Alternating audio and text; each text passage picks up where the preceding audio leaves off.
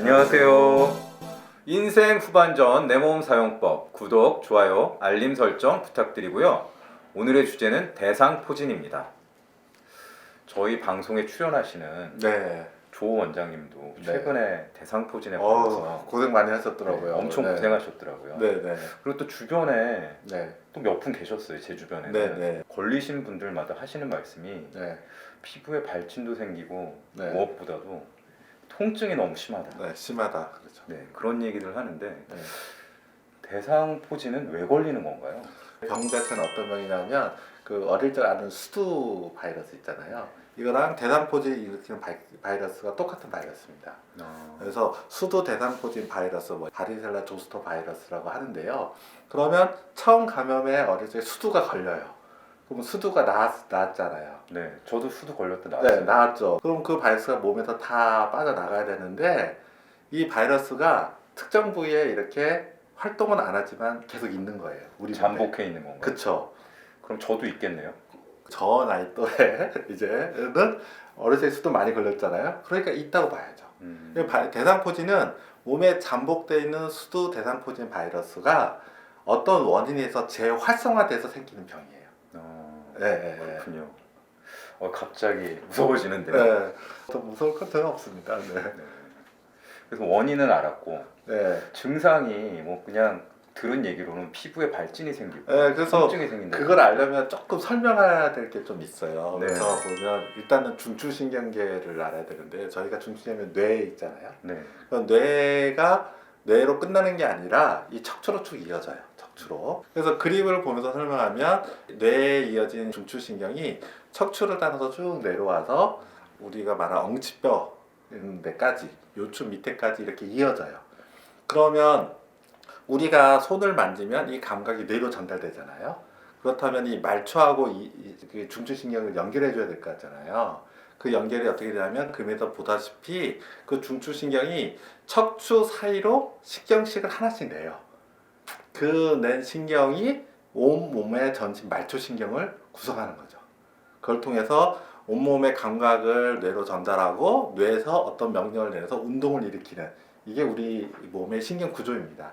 그런데 이 척추에서 그 감각신경이 나가는 곳이 빠져난 것이 이 뒤쪽 신경으로 해서 나가게 되는데 그 뒤쪽 신경의 그 신경절 거기에 아까 말씀드렸던 수두 대상포진 바이러스가 잠복해 있는 거예요. 그렇군요. 네. 잠복해 있다가 특정 조건이 그러면 발동되면 이게 나온다. 보통 우리가 바이러스가 재활성되는 요인이 뭐겠어요?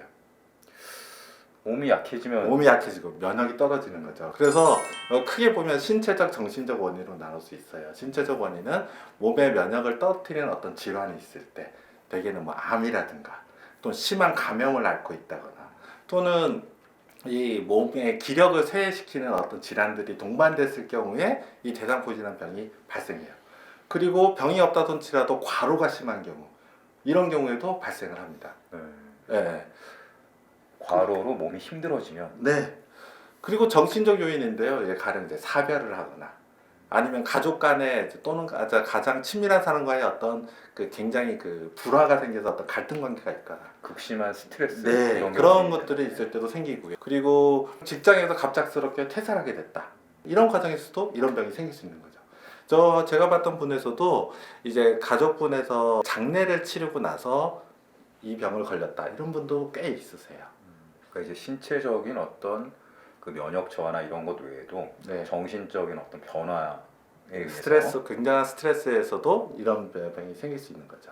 원인은 이제 잘 알겠는데 네. 증상은 어떤가요? 보통 그냥 통증 이렇게만 알고 있는데 그러니까 이 앞 얘기를 자세히 한 이유가 재미있는 병이에요. 그래서 그 피부 분절이라는 게 있거든요. 신경 피부 분절이라고 해서 온 피부로 구획을 나눠놨는데 이게 뭐냐면 C가 경추를 얘기하고요. 영어로 이제 서피컬 그래서 그 다음에 T는 흉추를 얘기합니다. 그 다음에 L은 요추를 얘기하고 S는 천추를 얘기하거든요. 이게 뭐냐면 아까 말씀드렸잖아요. 그 뇌에 있는 중추신경이 이제 그 척추를 따라 내려가면서 척추에서 하나씩 가지를 펴잖아요. 그 가지로 나간 신경이 지배하는 신경 그 피부 부위를 그림으로 그러니까 이렇게 도식화해 놓은 거거든요. 이걸 왜 말씀드리냐면 대상포진한 병은 예를 들어 만약 한 개의 신경절에 있는 그 대상포진 바이러스가 활성화되면은 그 신경이 지배하는 피부 부위에만 대상포진 피부 병변이 생겨요. 발진이 생기고. 네, 네. 물론 이게 여러 군데에서 생길 수는 있어요. 그렇지만 전신 어디나 가능하지만 특징적으로 그렇고요. 그 다음에 척추에서 나갈 때 그 신경절이 양축에 있잖아요. 네. 그래서 이거는 피부 가운데를 넘지 않아요. 자기 몸에. 여기에 지금 대상포진 병이 피부가 있어요. 근데 여기에 또 있다? 이거 대상포진 가능성이 떨어져요. 그러니까 왼쪽 오른쪽 이렇게 대칭으로 생기는 게 아니다. 그렇죠. 양쪽으로 생기는. 물론 생길 수는 있어요. 그건 뭐냐면 제 척추에서 하필이면 같은 레벨의 양쪽 신경절에 있는 대상포진 바이러스가 동시에 재활성화 됐다. 그러면 그럴 수는 있어요.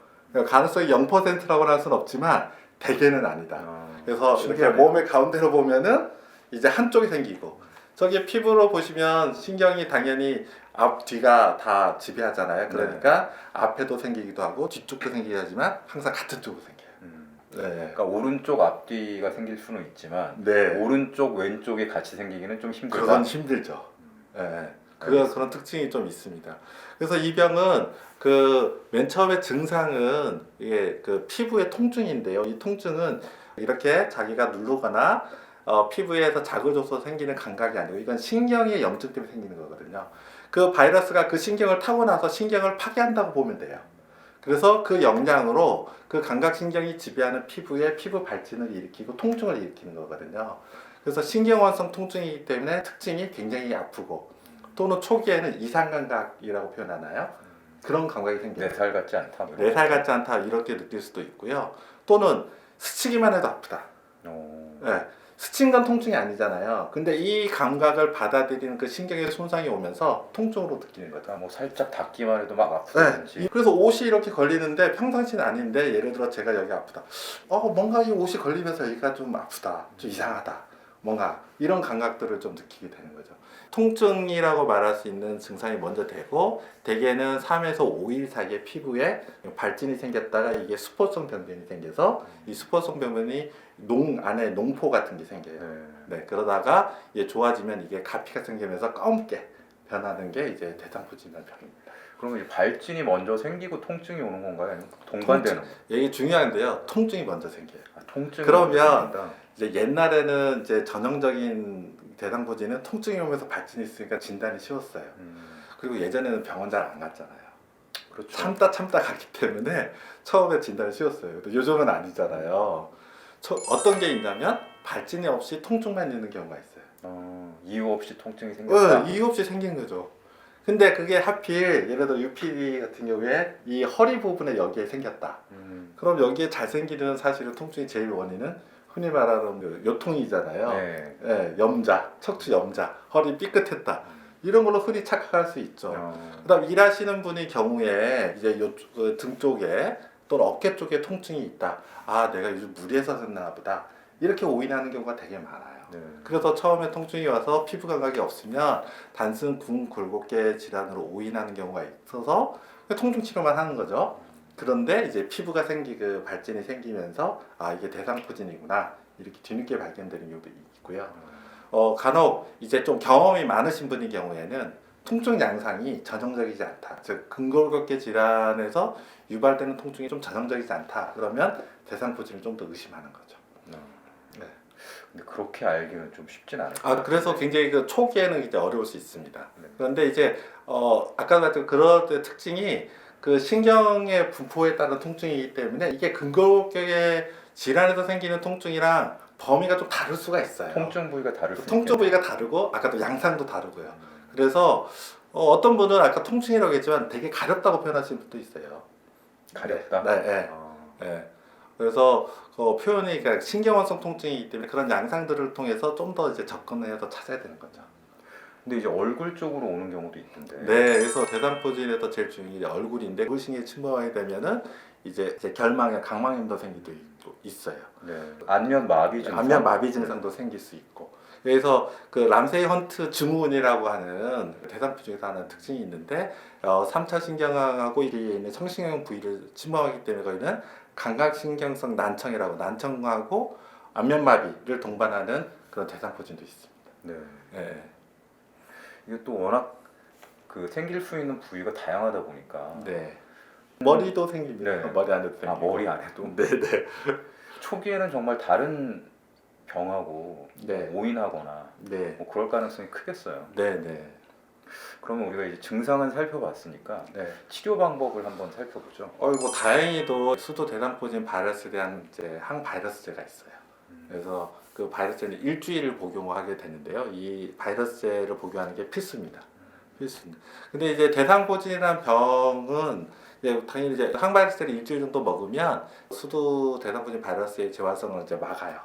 막기는 막는데 문제는 파괴된 신경이 광범위하거나 하면은 이게 후유증을 남겨요. 그래서 대상포진에서 제일 문제되는 건 대상포진 후 신경통이라는 거죠. 아, 이게 또 약을 먹고 대상포진은 다 치료를 했다고 끝이 나아졌어요. 아니다. 예, 피부 증상은 좋아졌어요. 그런데 그 부위에 통증이 계속되는 거예요. 굉장히 심한 통증이. 그것을 치료하는 방법은 없습니까? 예, 그거를 치료하는 방법은 당연히 이제 신경원성 통증에 대한 약물 치료를 하는데 문제는 그걸로 조절되면 다행이지만 조절되지 않을 경우에는 이제 신경 차단술을 하는 그게 시술밖에 없어요. 네. 네, 그래서 굉장히 그 고통스럽고 이제 몇 수개월 내에서는 수년 정도 지속된다고 되어 있는데 네. 이게 심한 분의 경우는 진짜 평생 고생하시는 경우도 있거든요. 그래서 대상포진 후 신경통을 줄이는 게 사실은 대상포진이라는 병의 굉장히 중요한 요소라고 할 수 있어요. 그럼 진짜 대상포진만 치료하는 게 중요한 게 아니고 네, 네, 대상포진 후 신경통 네, 이거를 잘 관리하는 게 또 문제네요. 네, 네. 그래서 그 대상포진 치료는 처음 말씀드렸지만 항바이러스제를 먹는 게 좀 우선이고요. 그 피부 질환의 특징은 2차 감염이 생기지 않은 이상 깨끗해져요. 처음에 막 이렇게 딱지도 수포가 생겼다가 깨끗해집니다. 2차 감염이라는 게 뭐냐면 거기를 긁거나 또는 뭐 만져서 거기 세균감이 생겨서 더 생기지 그런 걸 말하는 거죠. 후두 생겼을 때랑 비슷한 것 같네요. 그러면 뭐 그렇다고도 할 수 있죠. 그러니까 거기가 굉장히 아프고 문제될 수 있는데 피부에 대해서는 사실 치료가 제일 좋은 거는 집에서는 하기는 어려워요. 근데 병원에서는 이제 꺼즈를 대고 거기에 마르지 않게 생리식염수를 축축하게 해서 덮어주는 게 제일 좋은 효과가 있습니다. 그리고 또 통증이 있으면 국수요법이라고 해서 거기에 주사로 특정 약물을 좀 넣어서 좀 통증과 피부 질환을 좀 낫게 하는 그런 방법은 있어요. 네. 그런데 어쨌든 대체로 이제 먹는 약으로 치료하면은 2차 감염이 없는 날 피부는 굉장히 많이 좋아진다. 시간이 좀 걸리지만. 근데 이제 통증이 좀 있잖아요. 네. 그래서 보통 쓰는 이제 우리가 진통제라 하는 거, 그다음 뭐 타이레놀 등 이제 그 진통제를 같이 복용을 해야 돼요. 네. 그냥 통증이 당장 있으니까. 그리고 심한 경우에는 거기에 대한 약물도 쓰는 게 이제 중요합니다. 그런데 이제 대상포진병은 바이러스가 이제 재활성화되면서 파괴되고 염증이 생겨서 신경 손상이 생기고 그로 인해서 피부 발진과 통증이 유발하는 거잖아요. 네. 그래서 이 처음에 생긴 이 염증을 줄이는 게 통증과 그다음 대상포진 후 신경통을 예방하는 데 제일 좀 중요한 요소다. 이게 좀 알려졌어요. 네. 그래서 단순 통증하고 항바이러스 외에도 항염증약을 쓰는 게 필요합니다. 굉장히 다양한 약을 또 처방해야 돼요. 네. 그래서 이게 항염증제라고 제가 말씀드린 게 스테로이드거든요. 스테로이드를 초반에 좀 쓰는 게 이 임상경과도 좀 호전을 많이 좀 시키고 그 다음에 대상포진 후 신경통을 좀 줄이는 이런 효과를 또 가지고 있어요. 네. 치료 방법에 대한 설명은 잘 들었는데요. 네. 이 설명 듣고 나니까 궁금한 게 네. 저는 이제 후두 걸렸으니까 후두 바이러스가 비활성화되어 있는 상태일 거 아닙니까? 네. 그럼 이런 대상포진을 예방할 수 있는 방법도 있나요? 사실은 그러니까 대상포진 그 예방접종이 나와 있어요. 백신이. 근데 이제 이거는 수두 예방접종 백신하고는 다르고요. 그 다음에 한 번 맞는 걸로 됐어요. 평생 그냥. 그런데 이제 어쨌든 이 백신을 맞으면 그럼 대상포진 생기는 걸 막느냐 그건 아닌데 발생을 좀 낮춘다고 됐어요. 그래서 그쪽 통계에 의하면 한 60-70% 이상 발생을 낮추고 그 다음에 두 번째는 대상포진 후 신경통도 낮추는 확률을 뭐 60%인가 70% 이렇게 낮춘다고 돼 있어요. 네.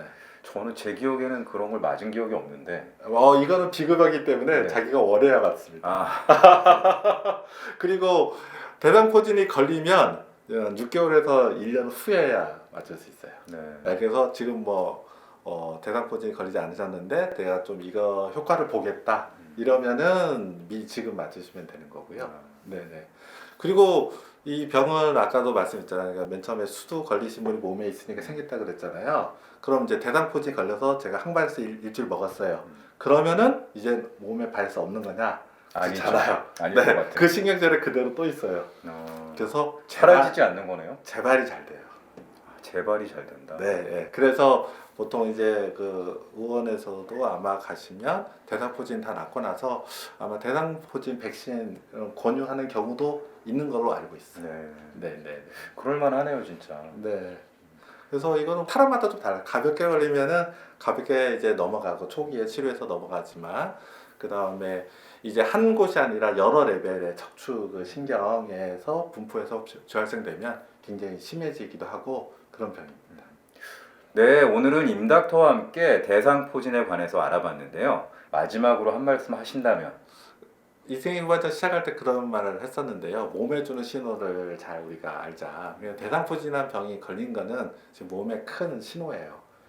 육체적으로 또는 이제 정신적으로 큰 이제 스트레스를 주는 어떤 무언가가 있다는 거거든요. 네. 그래서 어떤 교과서 쪽에서는 대상포진 환자에 대해서 특히 노인의 경우에는 암 검사를 또 해봐야 된다. 이런 얘기를 또 할 정도이기 때문에 그래서 몸에 대상포진 걸리신 분들은 일단 조기 치료 잘 받으시고 동시에 이제 다른 신체적 정신적인 어떤 본인이 힘들어할 어떤 요소가 있는지 좀 생각도 해보시는 게 좋을 것 같습니다. 임닥터 이야기처럼 대상포진 주의하시면서 자기 몸을 다시 한번 살펴보는 그런 계기가 되었으면 좋겠습니다. 긴 시간 시청해 주셔서 감사합니다. 감사합니다.